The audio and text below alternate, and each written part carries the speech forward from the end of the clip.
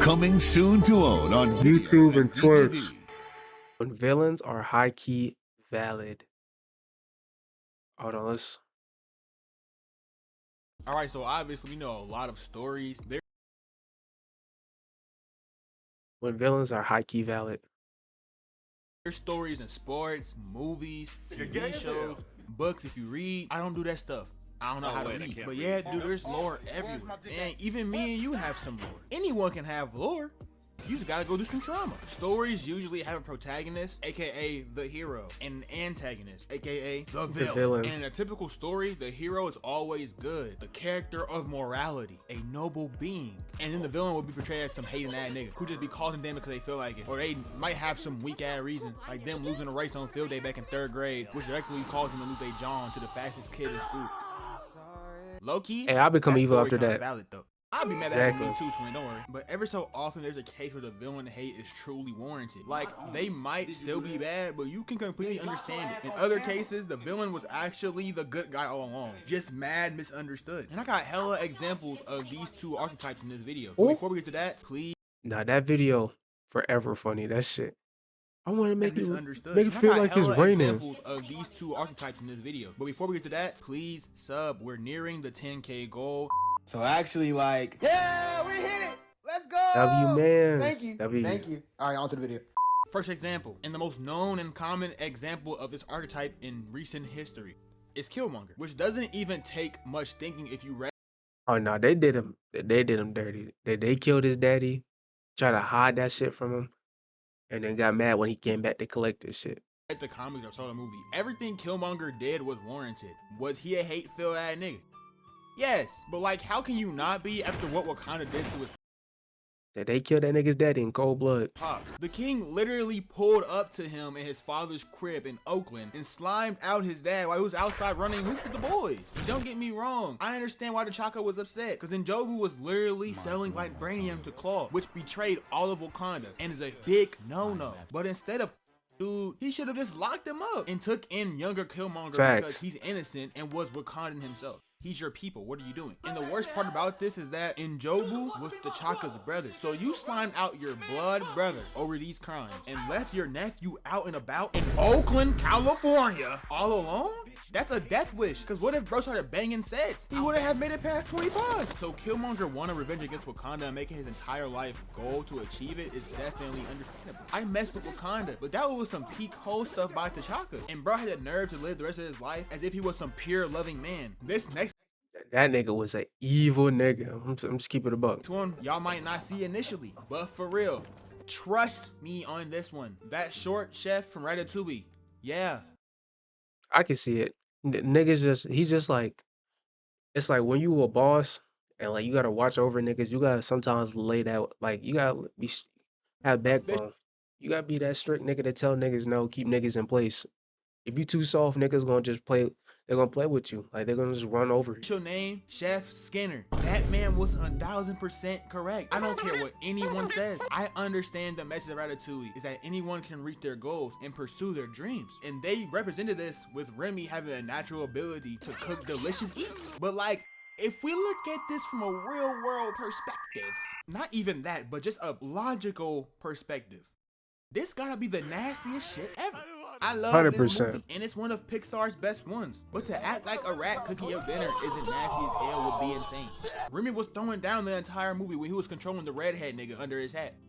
But as soon as he would start doing it completely by himself, yeah, like he putting his little rat hands on shit. Oh shit, Josh Jacobs? My fault, my fantasy. My fantasy. The niggas going crazy on fantasy. I'm putting belt to ass on this nigga. I was having enough. This is like magic. Oh my god. I'm washing this nigga. I'm washing this nigga. God damn. I'm on this side. Magic Johnson tampering with a blood donation. You just can't do that type of stuff, bro. You can't be moving like that. Rats are some of the nastiest creatures on this planet, and I fear Remy Some of is the no dirty, exception, bro. dirty disease creatures, and it's just cause where they from, bro. It's like I know Remy deadass he wasn't washing his hands. He wasn't daily baths and shit. He wasn't getting none of that. Bro, the level of disgusting he has is just unfortunately down to his species. Clean rats don't exist unless you master Splinter. That nigga got drip, he stayed trim. But the rest of you nasty ass pets gotta go. And by the end of the movie, he had his whole family helping out in the kitchen. It Now gotta that's be funky as hell in fuck there. And the no. chefs were just letting it happen. Like, people luckily found out that it was going on. They was not going for it. And the restaurant closed down because of that, which was the opposite of Skinner's goal. Like, he was a hard ass, but in the end, he just wanted the restaurant to stay open and remain successful. And Remy screwed that up for him completely. Third, we have the most powerful dude in this video, Magneto from X-Men. Unlike the last example, Hey, shit, I can't blame Magneto, nigga. The way they treat mutants in that universe, bro. Nigga, where the they treat humans him were right, crazy. he was wrong as hell in this situation. In the Marvel universe, there's this blatantly racist situation where humans hate on mutants, aka people born with insane powers. But it's like you hate mutants, but when it's still like something I never grasped. Niggas hate the mutants, but like the heroes that gain their powers, they love them.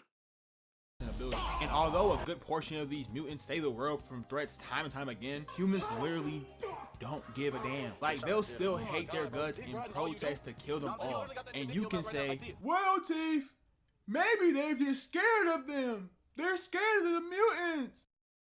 Okay, being scared does not make the racism valid. You scared of the mutants, but the normal villains and superheroes that got their powers just from being them, you no problems with them. As you can very much clearly compare to real world scenarios. And the worst part of this is that the humans would glaze any other hero, even the ones with real powers and abilities, as long as they weren't born with them. For example, the Fantastic Four. Them niggas Facts. are literally treated like royalty in the universe. Same for Spider-Man. Like, the dude is literally sticking to walls, and in some cases can naturally make web out of his body. You can't do that, huh? No. And it's not like Peter Parker's identity is public, so they have no shot of knowing whether or not he was born like that or not. They don't know. But they still choose to love him. But then they hate on the natural born mutants. Like, that's just some cooked stuff right there. At the end of the day, Magneto's backwards goal thinking. is to just prevent his race from being decimated to smithereens. And the way he sees to prevent this is to have complete dominance over humans. Now, if I was in Marvel, would I want this? Hell no! But I can see why he wants to do this. It's only because humans wanted to do this to him and his race. Like, if humans accepted mutants and didn't try to destroy them all, I'm sure they would have someone as powerful as Magneto on their side. Facts, Magneto would have been chill. He would have never even like been on that type of timing. But it's like, some niggas just can't accept niggas together. Some niggas that can't just come together, live in peace and harmony. This next one might be a true hot shot to y'all, but I got Bowser and Mario. And y'all gonna swear he not good, and Nah, he you lost me does on that have merit, but let's be honest. Let's just be real. He don't be kidnapping Peach, dog. Peach is Bowser's sneaky link, and she wants the world to think it's kidnapping because how do you look going for Turtle Dick? Mario has saved Peach approximately 68 times, and every time he saves her, the most he gets is a kiss on the nose or some weak ass thank you message. Like, it's clear. Oh, he ain't nah. clapping no buns. Mario You getting know, that 'cause look at how cuck Luigi treatment. with Daisy. You know he clapping them cheeks. To make matters worse, if Peach didn't want to get kidnapped, she would have definitely upped her defenses in some way. To go 40 years of getting kidnapped by the same nigga is completely absurd. The icing on the cake is how when Bowser Jr. pulled up to run a fade with Mario in Mario Sunshine, he called Peach his mama, and Peach's reaction was genuine shock, and it came off as if her secret child was exposed against her will. And I know at the end of the game, Bowser confirmed that, yeah, she's not his mom. But her reaction was sketchy as hell. The cherries on top. I'm not gonna, he gotta be low-key the ending cooking. to Super Mario Odyssey. If she really messed with Mario, she would have easily took his flowers. Look at this scene. What is she doing? But instead, she got mad and walked away. Like, miss, one of these niggas kidnapped you. Kidnapped you? Oh yeah, all right.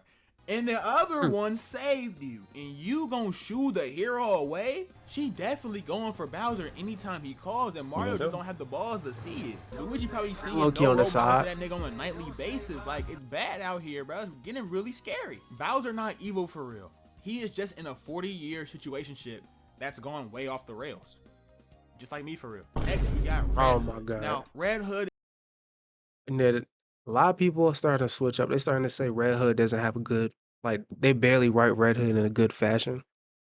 It's just I can see the argument between it, but I feel like whatever he does is always going to be justified to a degree. No, just going out there and brutally murdering niggas out in the street every single day, all the time. I feel like that's pushing it too far. If he would have just got his get back on the Joker and like kill Penguin or some shit, try to kill Bane, that would have been. But like he was out there just really just everybody. Isn't necessarily a villain, he's an anti-hero. But when he wanted to kill Joker, some iterations wanted to pay him as somewhat of a villain, which is just cooked, cause Red Hood is Jason Todd, who used to be Robin, and he was the same Robin that was tortured and unalived, and that abuse lasted for at least 2 years, if not longer. This goes for the Arkham universe at least. I don't know about the other ones, but hey man, regardless, he was That's canon. seemingly left for dead by everyone. As Batman, I wouldn't let that slide. I would have found my boy and saved him before the second day. That's just me though. But Bruce not like that. Hashtag fraud watch. And Yo, when chill on my Red Hood goat. pressed Chill on my Bruce goat. about unaliving Joker, he just swore to his soul that he couldn't do it because if he did, he would be no better than him. Nigga, yes you would. If you unalive Joker, you prevent so many other issues from happening within Gotham. And in other cases, But actually, a lot of people don't know this, but there's Batman has a contingency plan for himself actually for when if he was to ever kill somebody, he called it a thing called failsafe, and this thing is so strong that like even Superman, Wonder Woman, and Flash can't stop this nigga. He will he'll hawk him down throughout the universe to kill Batman. Like his sole purpose is Batman. Batman made this robot that will literally just go through anybody if they try to stop him from killing Batman. And so that's also another layer of why Batman doesn't really kill villains, especially like the Joker. the world. Keeping Joker alive unalives more people than not keeping him alive. So what the hell are you talking about? Joker deserves to be gone and Bruce should have did it a long time ago. You can't change my mind. Next, we have my favorite NBA player of all time, Kevin Wayne Durant. Ooh, niggas threw KD in this bitch. Alright, I'm not gonna lie. People see him as a villain because he sold out an opportunity to win, which he did. And you can't get mad at it. Nigga, if you had the opportunity to go join the winning squad and dominate on the winning squad or dominate on I wouldn't say mediocre, but a non-winning squad, you're choosing the winning squad every time. On July 4th, 2016, he joined the Golden State Warriors, who was just fresh off of a 73-9 season and a finals appearance, but choked to the Cavs after Bron, Kyrie, and K-Love pulled off an insane 3-1 comeback. They had Draymond crying in the car.